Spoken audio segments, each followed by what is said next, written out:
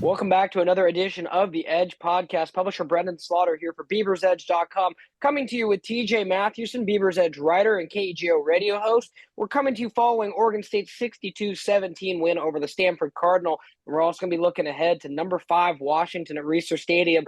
Senior Day, the final Pac-12 game at Reser.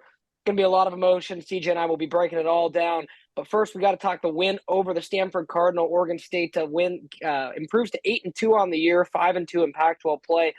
And TJ, the first complete game from Oregon State, they dominated from start to finish. If you're a Beaver fan, that must have been exactly what you wanted to see coming into these final two stretch of games. Absolute annihilation on both sides. Into this game, I wanted to see the more specifically, I wanted to see the offense. Like, we had a feeling the defense generally has played better at home this season, and kind of expected against a team that has struggled at points on offense this season in Stanford. So, I mean, I don't know if that was much as a worry. I think we were more just focused on rotations and such. But Sure. Offense, I wanted to see DJ get going early. He absolutely did. They came out and they threw the ball a little early. It wasn't a high volume, but they did get him, especially on that first drive, a couple of easy completions, which are really helped there late in the first quarter and then in the second quarter as well. When they really put the pedal to the metal, DJ was able to hit some key passes downfield, and just Stanford was so physically overmatched at the point of attack that I don't know if you really had to worry about the run game. It took about 2 carries to like, I think this will be an okay day for Damian Martinez. And 4 first half touchdowns later, it concludes. You see everything. You really want to see everything you wanted to see before these 2 games. Because coming off Arizona and Colorado, there's a lot of questions. Where is this offensive consistency? This passing game has been slow to get going. It's been inconsistent.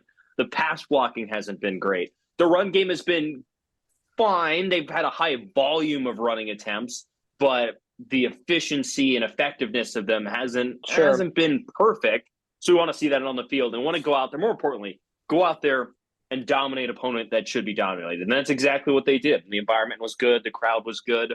The weather held up. And it is setting up, Brenden, 2 games you and I have been looking forward to all season, looking forward to since the schedule came out.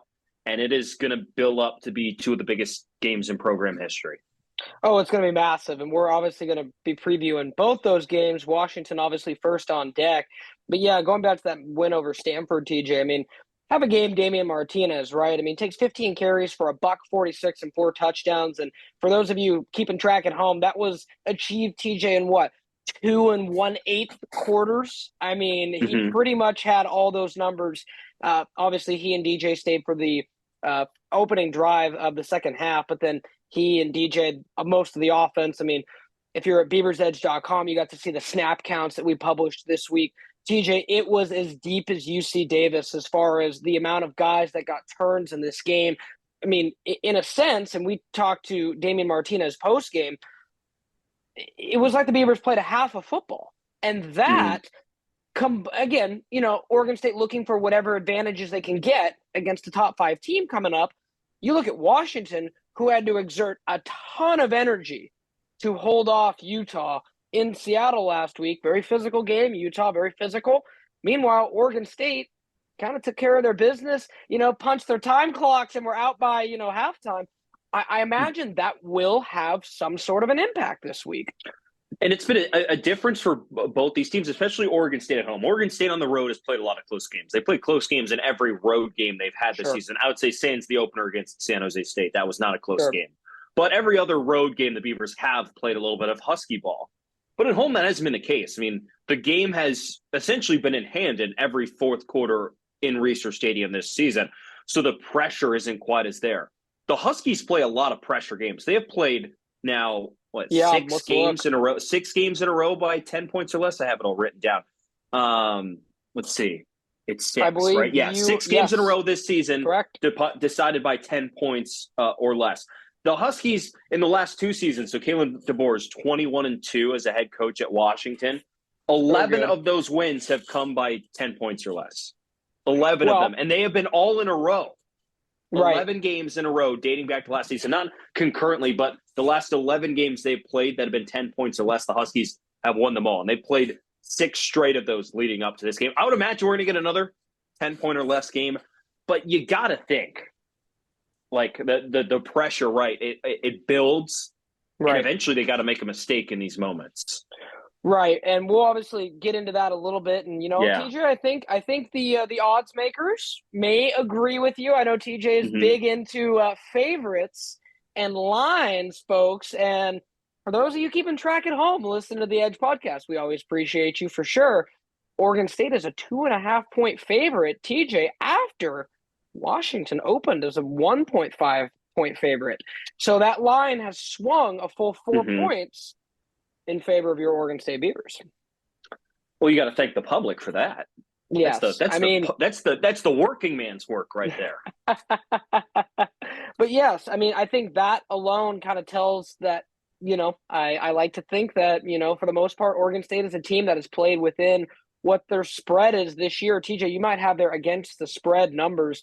It's been pretty consistent this year. I mean, just in over Jonathan Smith in general, it's been one of those things that the Beavers have pretty much aligned with. But kind of putting a bow tie on Stanford. I mean, TJ mentioned it. We're going to compare Washington's matchup versus Stanford versus Oregon State's. We're also going to look at some other common opponents. Obviously, Washington State has not played Washington yet, but Arizona has, and that was another game that Washington didn't play their best football and had to eke out a win there as well. I believe that was the week after their Oregon win. So we'll obviously get into that as well. So some common opponents between the two, but kind of putting a bow tie on Stanford, TJ.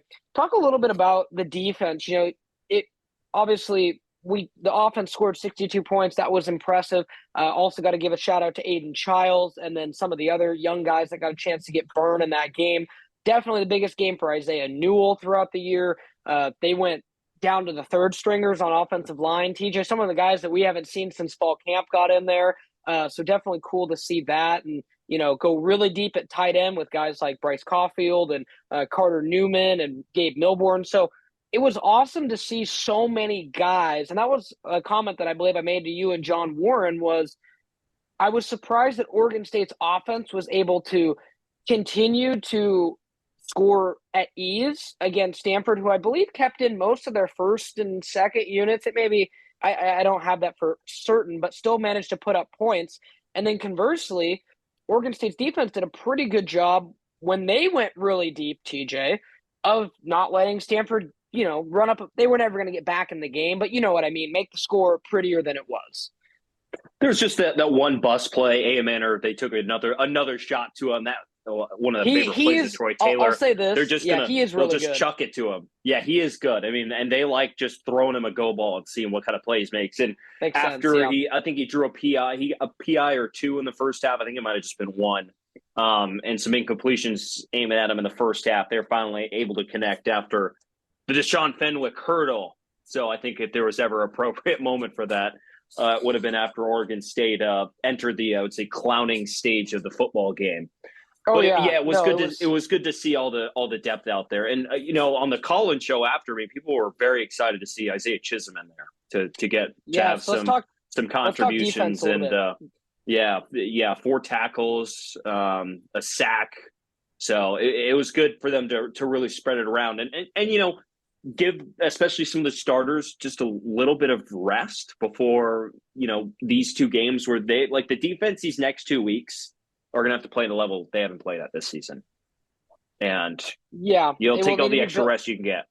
It will need to be built off of. It will need to be built off of this last weekend, and again, like many people listening to this podcast, TJ, and I think you'd agree with me. I have no concern that Oregon State's defense won't play well in Reser Stadium. It's next weekend, an Autzen weekend, next Friday, I should say. I don't know if Friday's technically the weekend. Is Black Friday the weekend, TJ? Hard to say, right? Well, Thanksgiving, it's close enough. People don't work that day, so. Fair enough. But yeah. Well, except us. Except us. We'll be there. But no, I think that's going to be the big key because even now, as I've done research into this game, and we're obviously teasing our staff predictions a little bit, I've said for a while, I feel confident picking Oregon State in this game for reasons we'll get into. I feel like Washington's due to lose a game. Oregon State's raucous environment. It just the pieces kind of seem to be lining up. But before we get into that, TJ, last couple points on Stanford. You mentioned Isaiah Chisholm. Melvin Jordan also got a lot of run. We saw some of the other DBs get in. They only allowed 7 points in the second half, TJ. Overall, how would you grade like the defense just, compared to what I mentioned to you when we were, sitting next to each other in Reeser was the last couple of weeks we had seen fourth quarter defensive against Arizona, I'll call it a collapse. Against Colorado, I'll call a minor let up because at the end of the day, it really didn't matter. But Arizona, it sure did. So how good was it to see a 0 put on the board there in the fourth quarter? Can I give an incomplete? Because it's not like it's not like, no offense to Stanford, but like A, it was Stanford, and B, it's not the guys that gave it up in those two games. I mean, right. The second and third stringers are in there. I don't know if I could properly grade that. That's fair. I mean, but again, I look at it as this Stanford put up 33 points on Washington, right? So again, when we start comparing and contrasting opponents, and we can start to transition over into the Huskies now, TJ.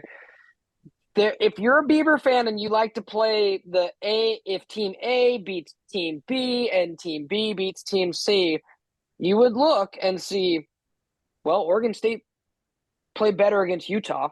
Both Washington and Oregon State had Utah at home. Oregon State played far better. Oregon State played Stanford far better. Granted, Washington had to go on the road. Stanford can be a sleepy place. We all remember the miracle it's on the farm last year, so that can be a little weird. And then Arizona, who Washington beat down there by 7 points.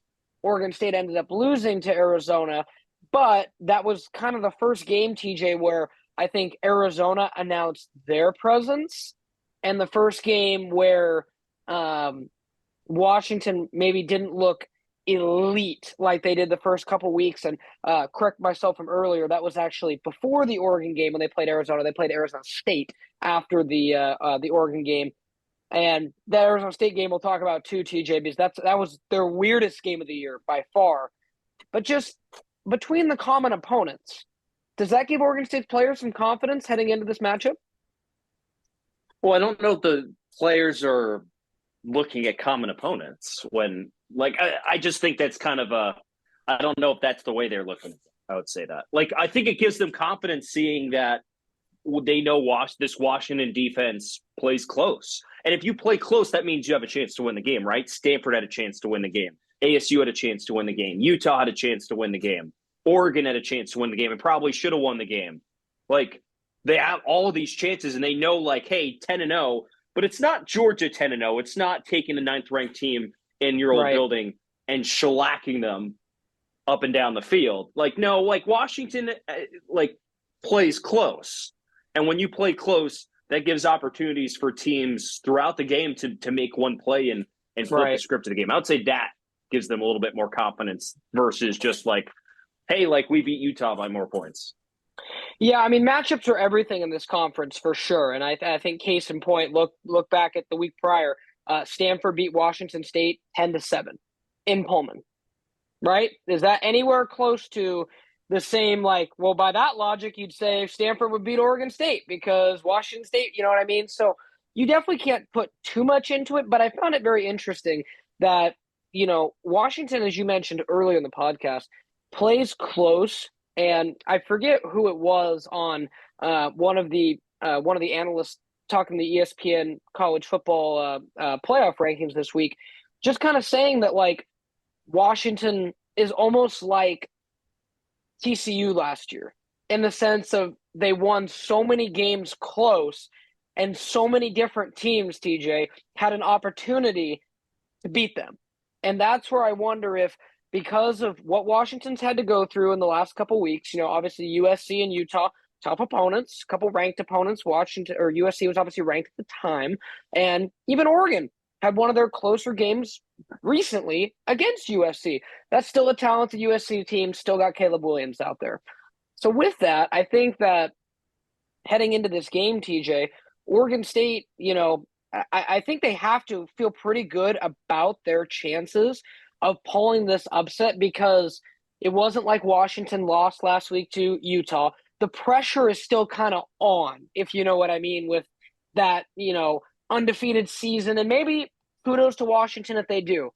But TJ, No team has gone undefeated and run roughshod through this conference Nope. since 2010. No one has actually gone through it undefeated since it's been a Pac-12. That's the better and more proper answer.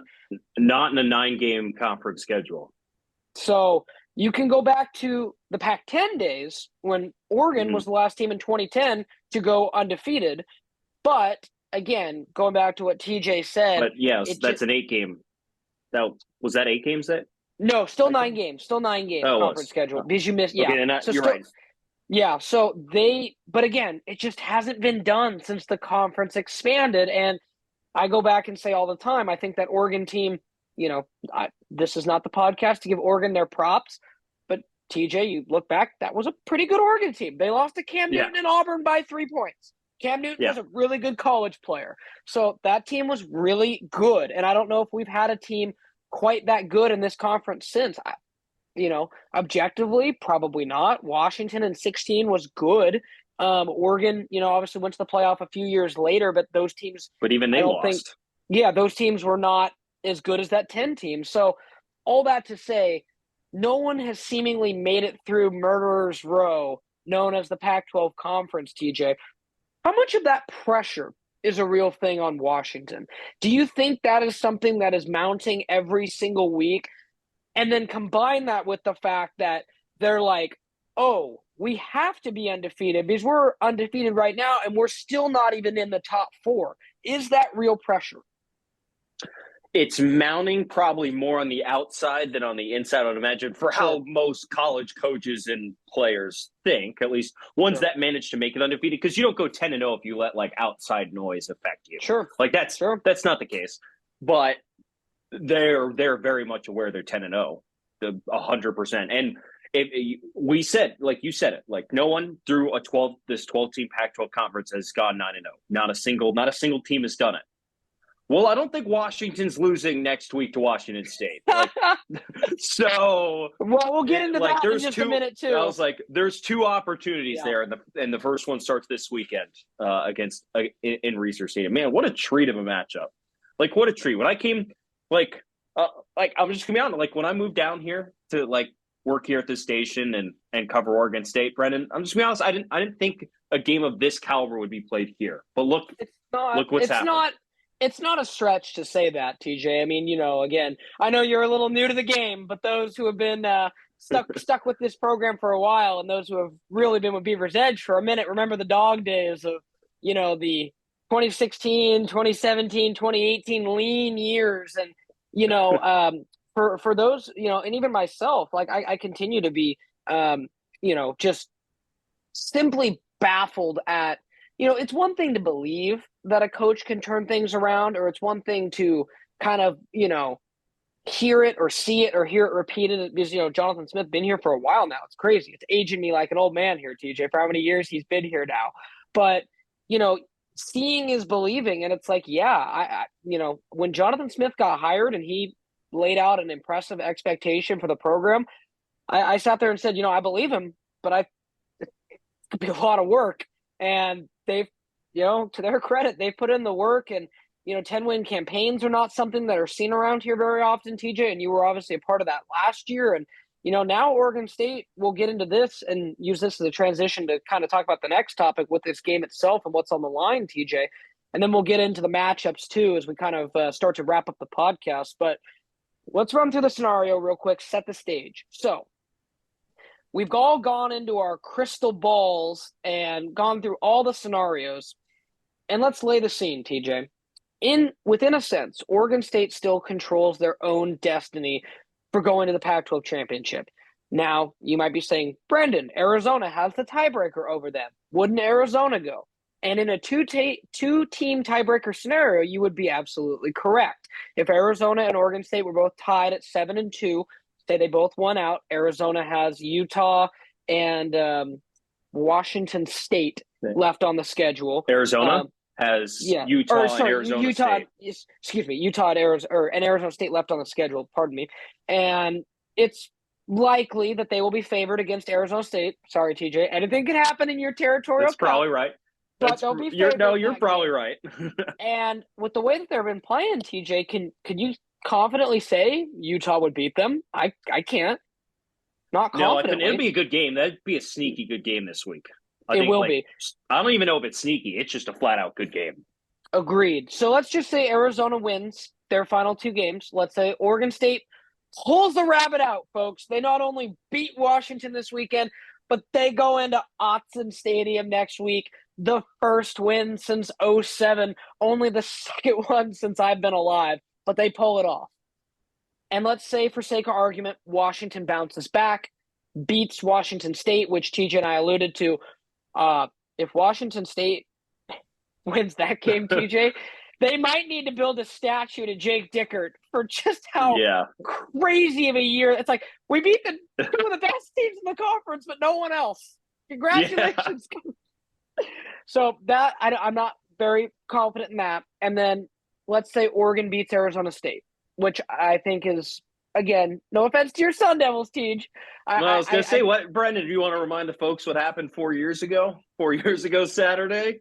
There was a little bit more they'll talent. probably lose. They'll probably lose. And no Mario Cristobal, so. The quarterback talent was a little better for ASU back then. Just a little bit. But let's just say, for sake of argument, that Washington finishes 7-1. They clinch a berth in the Pac-12 championship. And then you have, between Oregon, Arizona, and Oregon State, a three-way tie at 7-2. TJ, because of the way that the tiebreakers work with three teams, and because Oregon has not played Arizona and all those teams have not played each other, it throws in the scenario of who has the best win over the top team. So in that scenario, Oregon State would go and play Washington again because Oregon would have a loss to Washington. Arizona would have a loss to Washington. Oregon State would have the win over Washington. So there it is. There's the stage is set.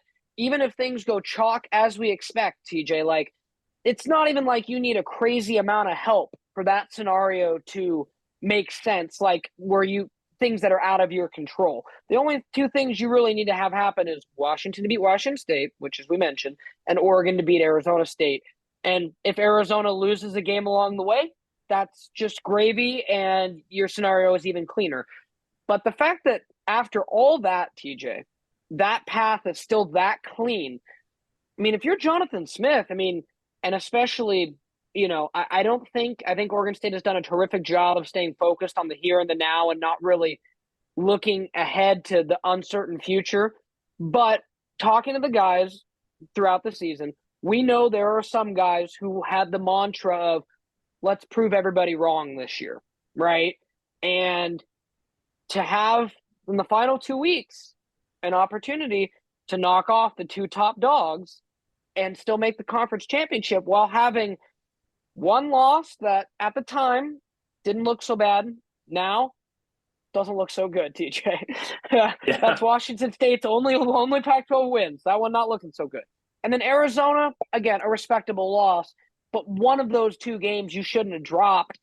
Pretty crazy that they had two mulligans and they're still in this position, TJ.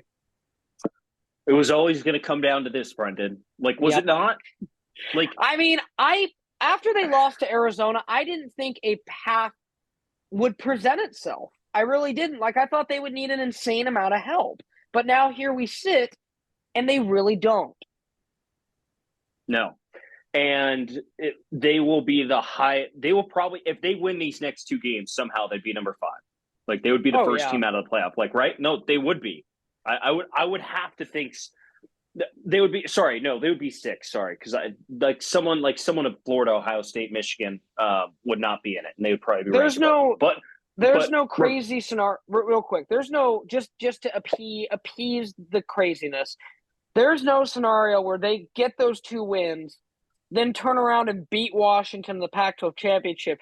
There's no way they're the first 2-loss team to make the playoff, are they? No, I don't think so. Like, those would be 3 unreal wins, but craziness. We know perception. Like, right? It's just like it's already the example of like Washington clearly has a better resume than Florida State. Like, clearly the conference is better. They have better wins, and it does not matter in the eyes of the committee because of the Pac-12 stigma.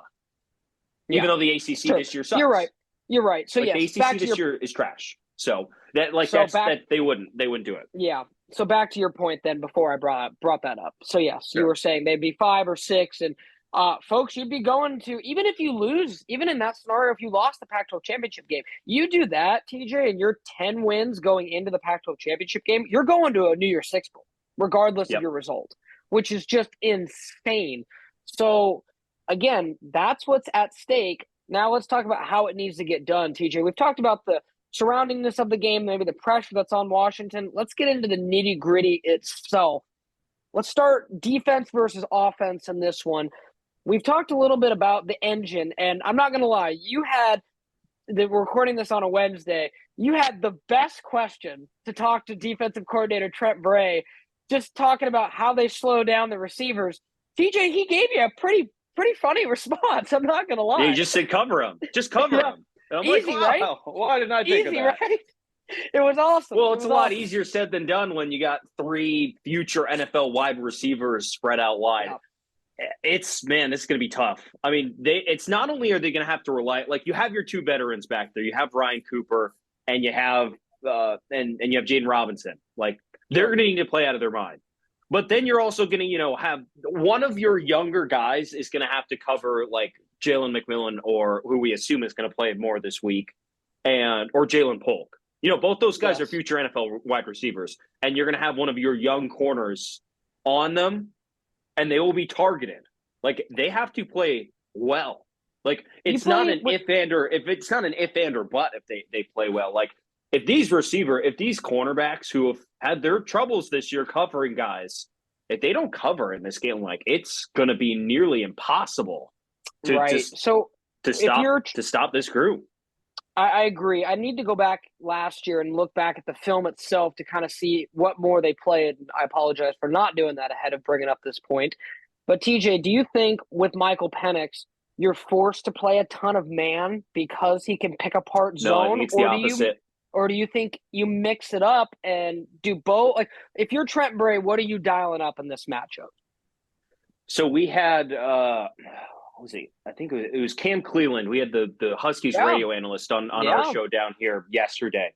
And he was saying you can't do that against these receivers because, like, be honest, Brenden, if you man up these receivers, who's winning one-on-one? Probably them. Right. So you can't do that. I mean, I'd probably take Ryan Cooper at his best against anybody in the Pac-12 at his best, but that's probably. I mean, no disrespect to anybody else, but Romo Dunes is absolutely. You mentioned the other 2 guys. You didn't even mention Romo Dunes, who I think is the best of all 3 of them. And probably a top 15 pick. Yeah, like right? Again, every now and again, there's a player that comes across in our business, TJ, where you just kind of look apart and you're like, man, like I just really like that guy, and it's like I really like his game. He is a really good receiver. It's going to be a combination. So like it's going to start up front, right? They're going to have to they might not get Michael Penix on the ground. He gets rid of the ball really quick. I mean, Andrew Chatfield was talking about that today. You can go check that out on our YouTube page. Like, so they're mentioning remembering what they saw last year. Like Penix is get the ball out really quick. That's why he doesn't get sacked a lot. That's why he doesn't get hit a lot. Their offensive line is good, but the ball is out quickly.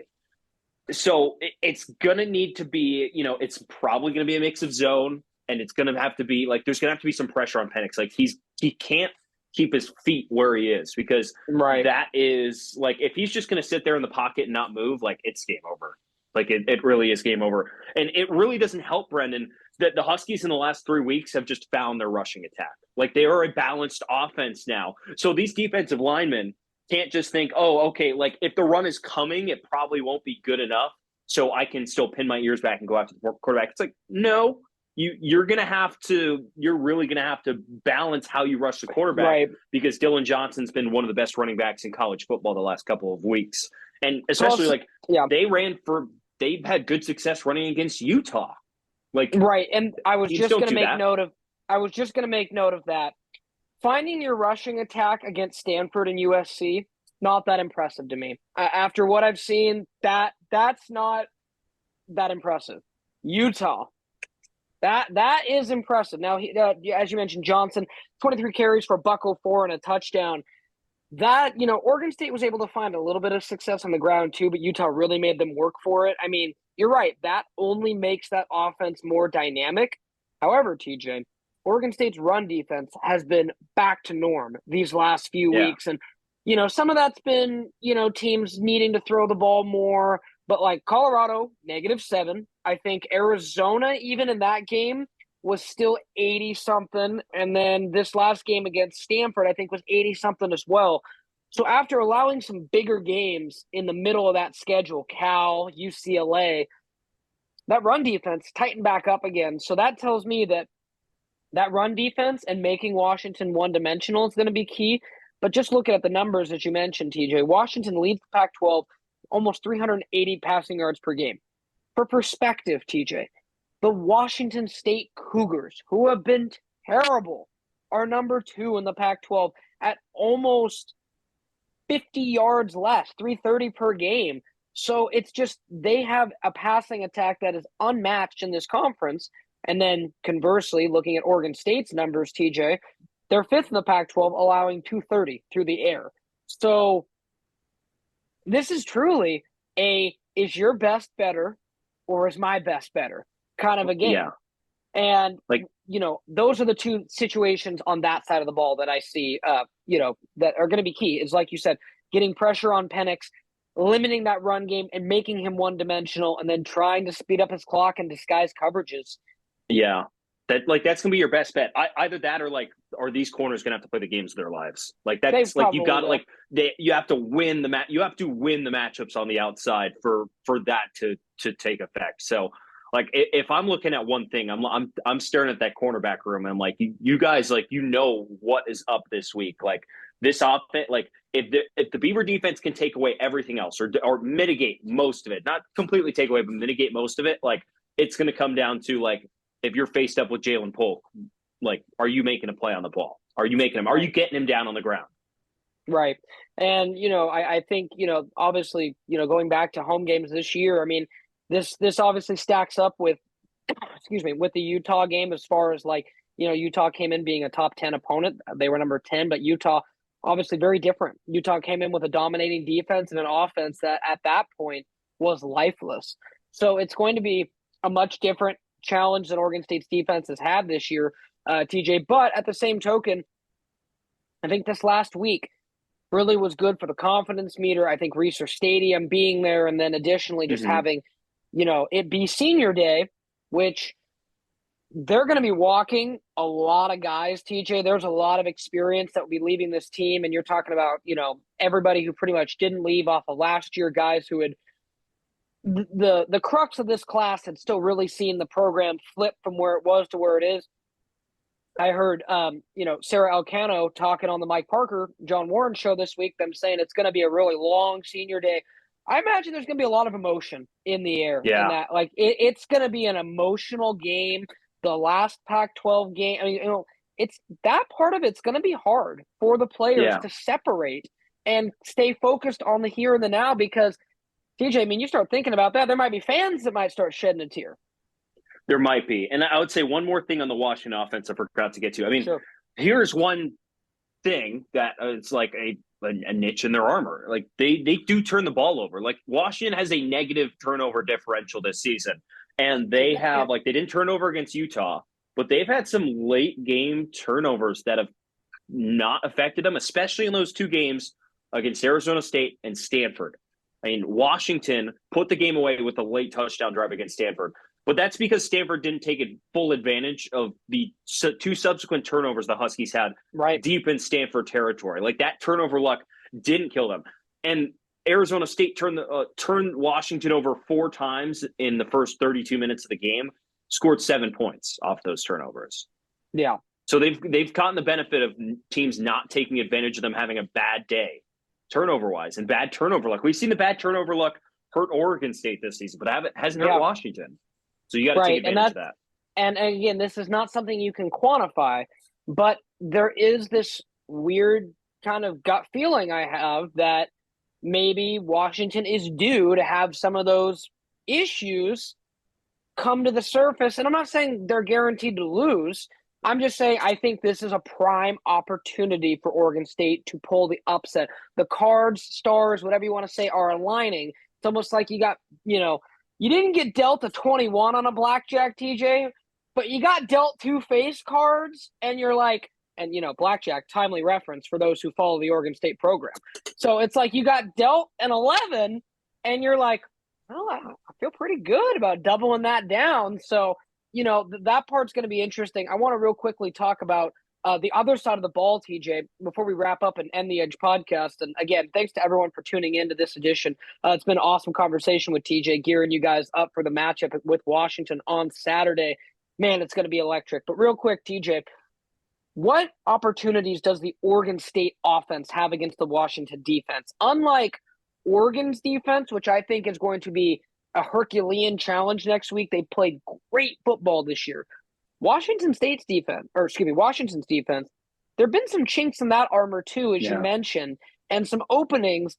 They're a little weaker against the pass than they are the run, but they give up yards. Like, you can score on this Husky team. They're opportunistic. I mean, they've played well in the second half against Utah. They definitely adjusted, and they've had times this year where they have stepped up and made insane plays. I mean, I think back to that 4th down they had against Oregon. Dan Lanning goes for it, doesn't get it, and that gives the opportunity for them to close out the game. But, I mean, they can be had. They have a very good pass rusher on that defensive line. Braylon Trice, he leads the country in pressures. They're not a good – if you look at the sack numbers, you're like, oh, well, that's not very intimidating. But, like, in terms of pressuring, like, Braylon Trice has been among the best at getting pressure on quarterbacks this season. It's going to be an excellent matchup with him and Oregon State's 2 tackles when they match up in there. For seeing how this Oregon State offense plays at home, I see no issue of how they don't score 30 points at least. First of all, okay, so let's just get this out of the way. The Beavers are going to have to score 35 minimum in this game. I think so. I think so. Minimum 35 points. So that's the floor of where we're starting at. So, but the Beavers can do that against this defense. It can be had. There's no, I would say, real strength besides the fact they're a little opportunistic. They're very veteran as well. But there are definitely some opportunities here for the talent on this Oregon State offense to have success against UW. Do you think, TJ, and I generally agree with you on the points, do you think there's any chance that it turns out to be a game like last year where, again, I would like to remind everybody, Oregon State held Michael Penix and Washington in a loss. They lost 21-24 in Seattle last year, but had a 4th quarter lead, and they held Washington to their lowest point total of the year last year. Granted, I think a lot of that was the really veteran secondary that Oregon State had last year. There were some elite dudes back there making great plays, and Oregon State was tough to move the ball on. So it's different. But that almost makes me wonder if Trent Bray maybe has a little bit of a good game plan in mind for how to slow down the Kalen DeBoer offense.